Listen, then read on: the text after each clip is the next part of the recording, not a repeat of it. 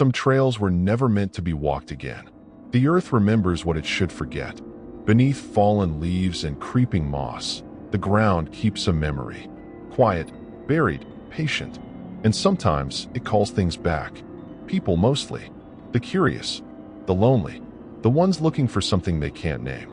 In the northern stretches of the Pacific Northwest, there's a trail not found on any map. It doesn't begin, it emerges. A slit in the underbrush. A break in the trees where the air tastes colder. Locals call it the vein. Nobody remembers who named it. Nobody knows where it leads. In 2019, a young couple vanished after texting a single line. Found an old trail. Looks pretty cool. That was the last anyone heard from them. Adam Keller and Lauren Weiss were experienced hikers, both in their early 30s. Adam, a landscape photographer. Lauren, a forest biologist. They lived in Portland, shared a small apartment filled with plants and maps and half-read books. They weren't reckless. Lauren was meticulous with planning. Adam always carried backup gear. On the morning of October 12th, they drove to a remote area east of Marble Creek, close to Talon Ridge. Their goal, a short hike to an old watchtower, a night under the stars, and back by Sunday evening. They parked their Subaru, signed the trailhead logbook, and started up the path. The weather was calm. Cool, but clear. The leaves had turned. Their only known photo from that day is from the Marble Creek overlook. Adam and Lauren smiling against a backdrop of orange maples and gray sky. That image would later appear in missing persons bulletins, often cropped, always haunting. That afternoon, Lauren sent a text to her friend Vanessa. Found an old trail not on the map. Looks pretty cool. Gonna check it for a bit, then head back. No GPS tag, no follow-up. That was it. When they failed to return by Sunday night, Vanessa raised the alarm. By Monday morning, rangers had launched a full-scale search. Adam's car was found locked and untouched. No signs of foul play. No disturbed brush. No gear left behind. No campsite. Drones, dogs, and helicopters swept the area. Days passed. Then a week. Rain fell. Temperatures dropped. 2 search dogs became agitated in the same sector of woods, refusing to advance. Searchers reported nausea, headaches, compasses spinning. And then, nothing. No tracks. No cloth. No remains. But a few rangers spoke quietly, off record, about a place some called the return path. Old maps from the 60s showed a branching trail off Talon Ridge. Later maps didn't. Hikers had described strange sensations. Sudden confusion. Birds falling silent. One man claimed he saw a rusted iron post with no markings, rooted deep in moss. Lauren had once found a pamphlet from 1974 that mentioned the return path. She'd brought it up to Adam, half joking. Neither took it seriously. They should have. The trail was familiar at first. The crunch of leaves, scent of pine, quiet forest calm. They took photos, noted fungus growths, talked softly. But the farther they went, the quieter it got. By the time they reached the overlook, the sky had gone from gray to slate. Adam spotted something strange, a break in the bramble. A path, narrow but there. No marker, no sign, but worn, just enough to catch a trained eye. Adam called it the return path. Lauren hesitated, then agreed to explore for a bit. They stepped in. The air dropped 10 degrees. The scent changed, sweet rot, like fruit left too long. Moss grew thick. Trees leaned inward, arching toward the trail like watchers. Even their footsteps grew muffled. Adam's camera blurred every photo. They kept walking. Gnarled trees bordered the path. One tree split open down the middle, pale wood gaping like a mouth. Light dimmed. Sky vanished. Lauren said, "I don't like this." Adam offered to turn back. She said, 10 more minutes. They never saw the main trail again. No markers. No signal. Just forest. The path looped back on itself. Adam marked a tree. They walked. 20 minutes later, they passed it again. Marked a new tree. Passed it again. The forest was folding. That night, they camped in a small stone-ringed clearing. No wind. No fire crackle. Just silence. Adam dreamed of upside-down trees, roots in the sky, a pulsing heartbeat in the ground. Lauren appeared in the dream, her eyes gone, her voice whispering something that made his teeth ache. He woke gasping. Lauren stared into the dark. "I heard someone walking. There's no one out here." The next day, they climbed a ridge. Fog covered everything. The compass spun. The sun was a diffused glow behind haze. That afternoon, the moss thickened. Trees grew sparse. They found a rusted iron post. Lauren touched it. "Warm," she said. Adam touched it. "Freezing." Neither spoke. That night, the forest whispered. Not wind, words. Almost. They stopped walking. The sound stopped. Started again. It followed. Lauren said they should leave the path. Find a new direction. Any direction. But which way was straight? That night, they didn't sleep. Strange flashes lit the trees. Lauren heard footsteps around the tent. Adam saw nothing. He kept the fire burning high. At one point, Lauren stood and walked into the dark. Adam grabbed her. She blinked slowly. "I was dreaming. You were walking." "I know." By morning, time had unraveled. Hours passed like seconds, or stretched endlessly. Their watches froze. 2:17, battery change did nothing. Voices began, soft, humming, a lullaby underwater. Lauren screamed at the forest to stop. The woods fell still. They found a cairn, stones stacked. Atop it, a human tooth. Yellowed. No blood. Neither touched it. Lauren began writing in her notebook, repeating lines. "Don't follow the trail. It remembers you. There's no way back." Adam asked who she was writing to. She didn't know. The handwriting wasn't hers. One night, Adam woke. The fire was out. The tent was empty. Her boots, her bag, still there. Lauren was gone. Bare footprints in the mud led away. He followed. He should not have. The prints were fresh, unchanged by wind or time. The forest grew colder with each step. Not weather cold. Deeper. Consuming. Like descending into water too dark, too deep. The trees changed. Bark curled. Mushrooms formed perfect circles around stumps. One tree pulsed like it breathed, and the lullaby returned, now sung by a woman. Soft. Melancholy. Not Lauren. Adam's mind unraveled. Trees moved between blinks. Shadows shifted. The footprints led to a hollow tree split open. A doorway. Inside, blackness. Then, a voice. "Lawrence." "Adam. I'm here." "Where are you?" "I'm fine. Just come through." "Through what?" Silence. Then, "Through here." He reached in. No bark. No soil. Just cold. Something gripped his hand. Not painful. Familiar. A small, warm hand. "Lauren." He stepped forward, then froze. A reflection in the bark. The hand holding his wasn't hers. Too long. Knuckles bent wrong. Nails sharp. Grip tightening. He yanked back, fell in the dirt. The tree was solid. No hollow. No voice. Something had mimicked her. Lured him. Figures stood between the trees. Dozens. Unmoving. Tall. Thin. Draped in old gear. Backpacks. Ranger uniforms from the 70s. Faces like water reflecting light. Then gone. The forest vibrated. A tone felt not heard. Adam doubled over.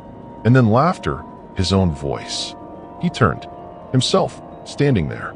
Smiling. Too still. "She's here with us now," it said. Adam ran. Forest warped. Time bent. He found a clearing. Their tent, rotting. Mold covered. Inside, Lauren's notebook. He followed me. But it wasn't him. One last page. "If you find this, burn the forest."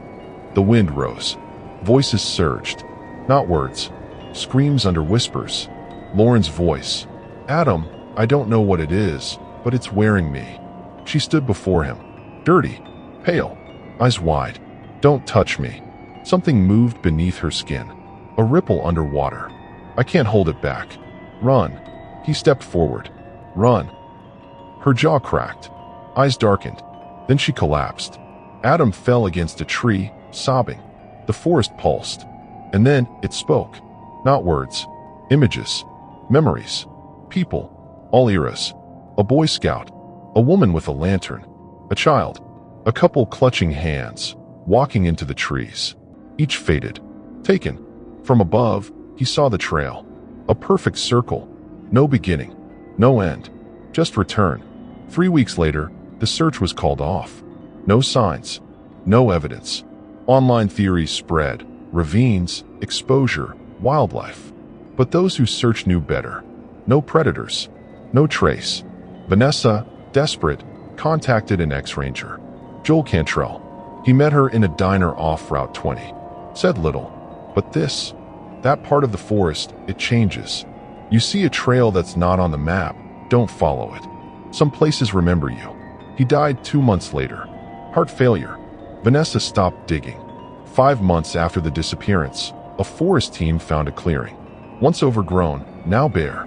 At its center, a cairn. On top, a photo. Adam and Lauren by a fire. Smiling, not looking at the camera. The photo was water damaged. The camera never recovered. A year later, another couple vanished. Same area. No trace. The Forest Service closed the old service road. Cited erosion. Posted signs. Redrew maps. Made it protected land. But hikers still search. Especially those who've heard the story. One ranger, new on the job, walked the edge of the restricted zone. Fog rolled in. Dusk fell. He turned to leave and saw a break in the trees. Narrow, like a doorway. A faint trail beyond it. No markers. No clearing. Just there. And a soft humming. No words. A lullaby. He didn't step in, but he stood there, heart pounding, until the light faded and the trail disappeared. Adam and Lauren remain missing. No evidence has ever been found. Families hold out hope. Friends no longer speak of it. But sometimes, deep in the trees, when the wind is just right, people say you can hear a woman's voice. Sometimes she sounds afraid. Sometimes she laughs. And sometimes she whispers your name. Before we dive into the next story, if you're visiting our channel for the first time, don't forget to hit the subscribe button and turn on the bell icon to stay updated with our upcoming scary stories.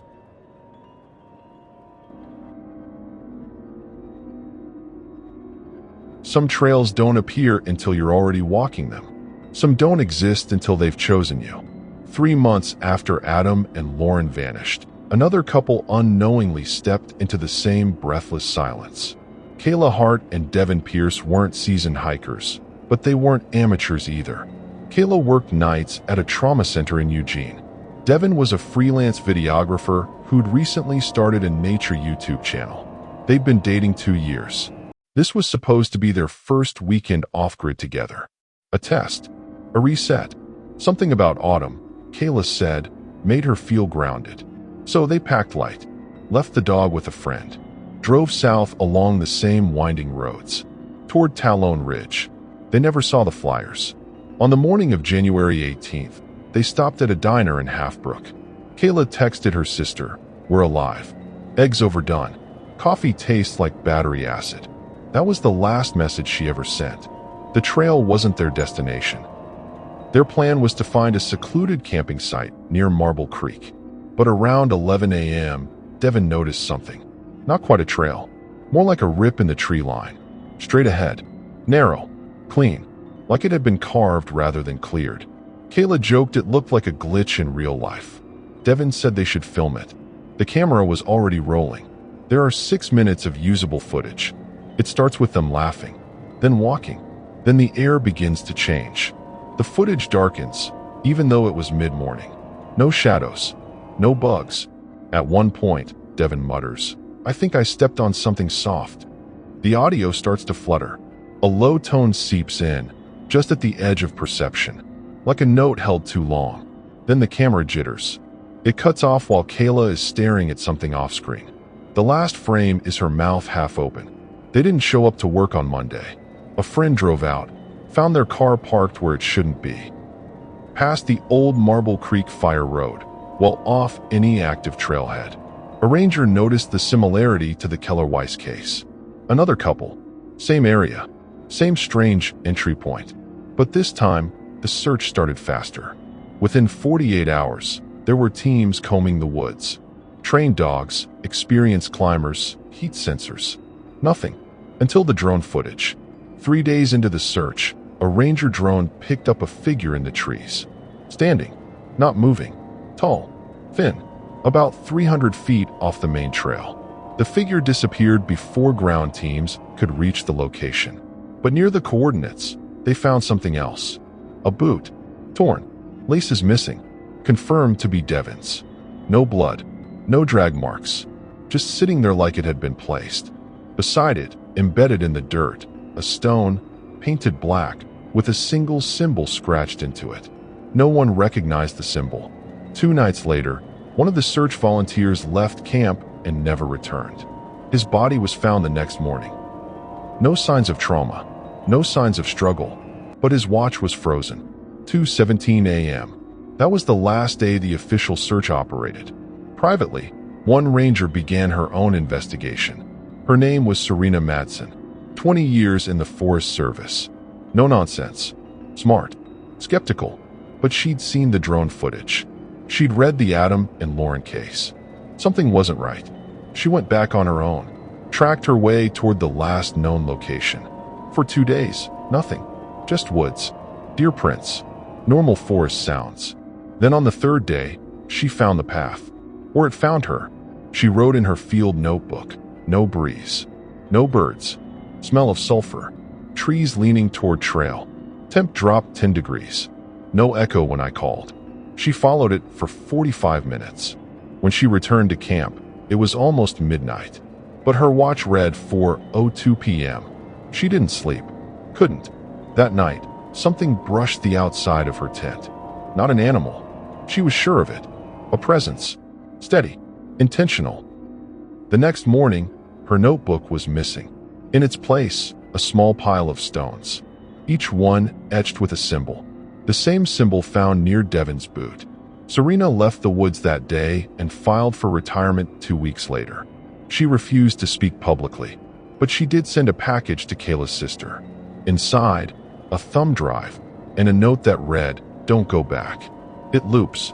It remembers. On the drive was one video, taken from Serena's body cam. It shows her walking, breathing hard, trees dense, then stopping, staring ahead, and then her whisper, "There's someone up there." The camera zooms slightly. A woman is standing between 2 trees. Kayla. Her face is blank, mouth open. Her eyes are too wide. Then she tilts her head. The footage ends. Kayla Hart and Devin Pierce remain missing. No new evidence has been recovered, but campers along Marble Creek still tell stories. About a song that drifts through the fog, a soft lullaby with no words. About figures glimpsed just beyond lantern light. About time passing strangely. One hiker claims he saw a woman walking ahead of him for nearly an hour. Every time he called out, she didn't answer. When he finally caught up, she turned. And her face wasn't a face, just light, like a reflection in water. He never went back.